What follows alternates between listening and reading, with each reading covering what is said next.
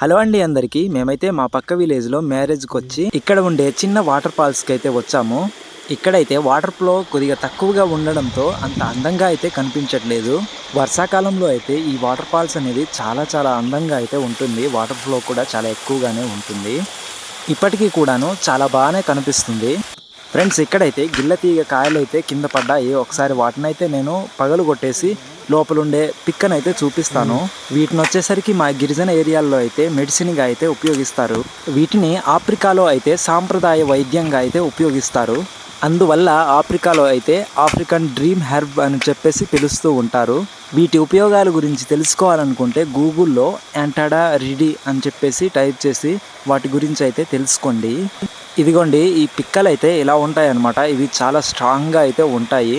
మా ప్రాంతాల్లో అయితే వీటిని తినరు, కానీ మెడిసిన్గా అయితే ఉపయోగిస్తారు.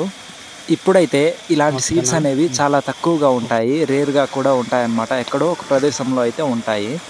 ఒకసారి నేనైతే పగలు కొట్టేసి అయితే చూపిస్తాను. చూడండి, ఇది ఎంత గట్టిగా ఉందో. రాయితో కొడితే కానీ ఇదైతే పగలదనమాట. ఇది లోపల కనిపిస్తుంది కదా, ఇది కూడా చాలా గట్టిగానే ఉంటుంది అనమాట. ఈ పదార్థాన్ని మాత్రమే మెడిసిన్గా అయితే ఉపయోగిస్తారు.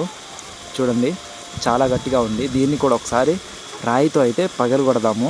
ఫ్రెండ్స్, మీరు ఎప్పుడైనా ఇలాంటి మెడిసిన్ సీడ్స్ అనేవి చూసారా? ఒకవేళ చూసుంటే కామెంట్ చేయండి. అలాగే బెనిఫిట్స్ కనుక తెలిస్తే కామెంట్ చేయండి. ఒకవేళ ఈ వీడియో కనుక నచ్చినట్లయితే లైక్ చేయండి. అలాగే మా ఛానల్కి సపోర్ట్ చేయాలనిపిస్తే సబ్స్క్రైబ్ చేసుకోండి. Thank you for watching and have a nice day.